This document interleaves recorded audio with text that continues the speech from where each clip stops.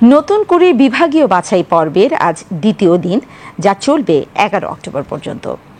বাংলাদেশ টেলিভিশনের জনপ্রিয় প্রতিভা অন্বেষণ অনুষ্ঠান নতুন কুড়ির আঞ্চলিক বাছাই পর্ব শেষ হয়েছে গত 29 সেপ্টেম্বর। আঞ্চলিক পর্যায়ে ইয়েসকার্ড প্রাপ্ত প্রতিযোগীরা অংশ নিচ্ছে বিভাগীয় বাছাই পর্বে। বিস্তারিত জানাচ্ছেন শবনম স্মৃতি। সারা দেশে 8টি বিভাগে শুরু হয়েছে নতুন কুড়ির বিভাগীয় বাছাই পর্ব, যা চলবে 11 অক্টোবর পর্যন্ত। ইয়েসকার্ড পাওয়া প্রত্যেক প্রতিযোগী অংশগ্রহণ করছে বিভাগীয় বাছাই পর্বে। বিভাগীয় বাছাই পর্ব থেকে চূড়ান্ত বাছাই পর্বে অংশ নিতে পারবে 960 জন প্রতিযোগী।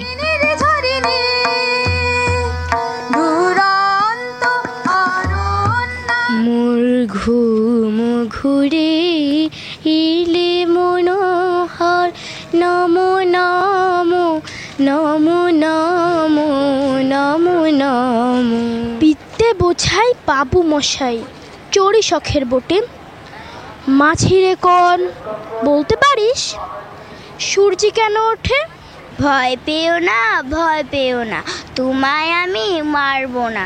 সত্যি বলছি, কুস্তি করে তোমার সঙ্গে পারবো না।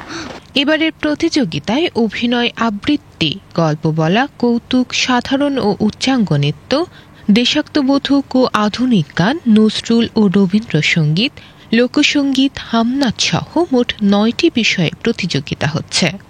প্রিপারেশন খুবই ভালো, মনে হচ্ছে ভালো করে গেলে সিলেক্ট হয়ে যাবে, কিন্তু একটু ভয় ভালো লাগছে।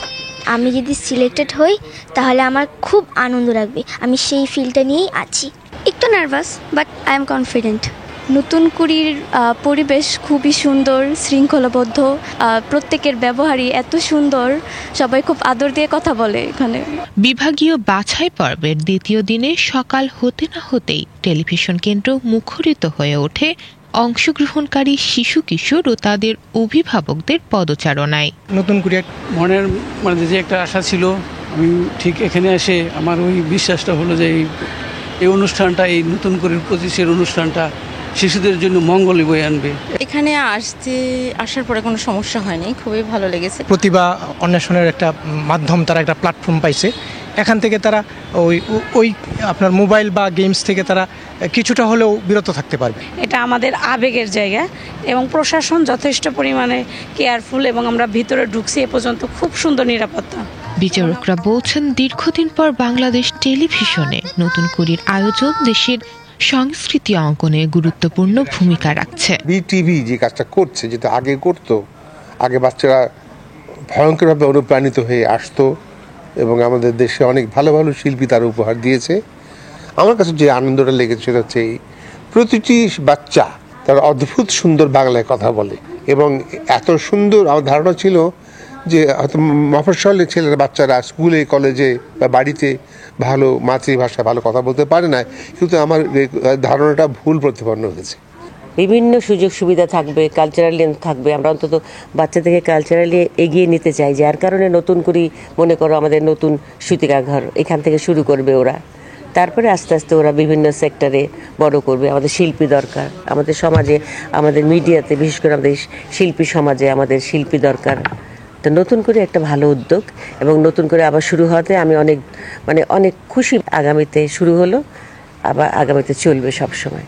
বর্তমানে যে প্রজন্মটা, তারা এর সঙ্গে পরিচিত ছিল না, তো এটা তাদেরকে সাংঘাতিক রকমভাবে অনুপ্রাণিত করেছে এবং উদ্দীপ্ত করেছে, যেটা রিফ্লেকশন আমরা এখানে যারা এই নতুন কুড়ির বিচার কাজের সঙ্গে জড়িত রয়েছি সেটা আমরা এখন অনুভব করতে পারছি। এই প্রতিযোগিতার যে অনুষ্ঠানটা বিটিভি করছে, এটা আগামী দিনে আমাদের এই সংস্কৃতির বিভিন্ন শাখা প্রশাখায় এই নতুন প্রতিভাগুলো তারা বিকশিত করবে এবং আমাদের বাংলাদেশের সংস্কৃতিকে সমৃদ্ধ করবে। 1976 সালে বাংলাদেশ টেলিভিশনে যাত্রা শুরু করে নতুন কুড়ি, উপমহাদেশের প্রথম রিয়েলিটি শো ধাঁচের প্রতিভা অন্বেষণ অনুষ্ঠান। এখান থেকে উঠে এসেছেন বহু খ্যাতিমান শিল্পী। দীর্ঘদিন বন্ধ থাকার পর মূল নাম ও থিম সহ আবারও ফিরেছে নতুন কুড়ি। দেশজুড়ে ছড়িয়ে থাকা শিশু কিশোরদের প্রতিভার আবিষ্কার ও বিকাশের সুযোগ তৈরি করতেই এই আয়োজন।